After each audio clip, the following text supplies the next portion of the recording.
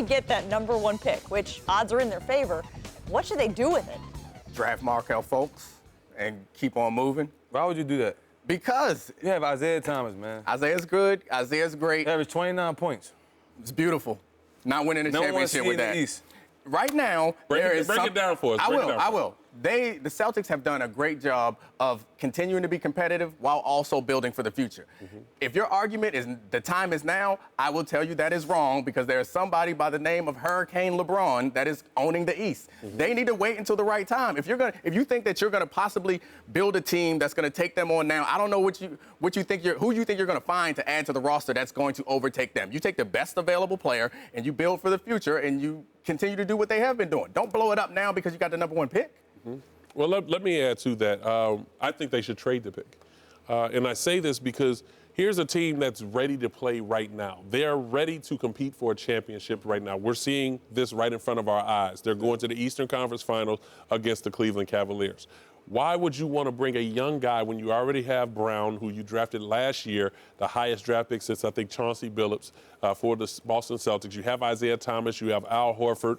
You have a great bench to come off and provide something you need. I look at it in a sense because there are free agents coming up right now this offseason who will be free. Okay. You have Hayward. Name one. Oh, well, you got Blake Griffin. Okay, put him on Blake. Put Blake on the team. They getting past. They getting past. You put Blake the on Cavs. the team now. That's 20+ points that you got from a frontline standpoint when you're Gordon already Hayward. secure from the back. Gordon Hayward. Put them both on the team. They getting past the Cavs. His coach, Butler, that Yes, whole thing. you can run an ties offense in. through him and also through Isaiah Thomas. Put them both on the team. They getting past the Cavs, and then they beating Golden See, State. you keep bringing up No, the Cavs. This is the never perfect know. example. See, this is why never know. I'm bringing up these names to get past the Cavs. Exactly. And then also, what about Paul George in Indiana? Right. Jimmy Butler in Chicago. These are names that have been brought up throughout the trade deadline this past season to try to get them over the hump. Now, you bring up LeBron James, and what does LeBron had a problem with?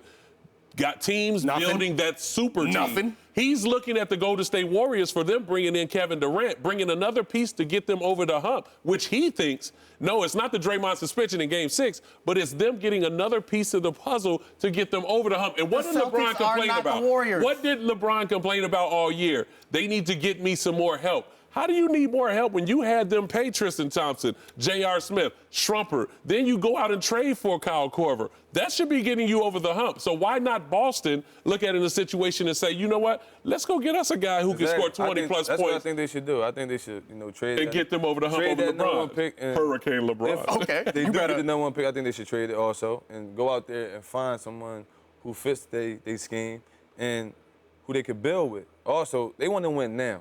I think if you bring a young guy in, you got to learn the ropes. You got to do this. When you got a guy who averaged 30, he in his prime right now. He had a hell of a year, Isaiah Thomas. So why would you go out there and draft another guard? Now, if I'm Isaiah Thomas, I'm looking like that's total disrespect. It is. It's So a why business. would you do that? It's a business. Go ahead But and. right now in Boston, the business is booming. Right It now. is booming, but you So can make a why- mistake and go too soon to try to open this window, and it's going to close on you. You're going to run out of time. I think that They you need can't run out to of time. board up the They windows have so many and draft- wait a couple years. They have so many draft picks. Yeah. Okay, So because that run team out is of what built for the time? future. That team is not built But to see, win this is today. a perfect example. They've overachieved, so you guys think that they haven't we're talking about a overachieved? Boston team. You We're think they talking are about- this good? You think they're the best team in the East? I think they're this Go ahead and say good. that you think that I they're the best team in the this good. East. But remember, we're in Boston.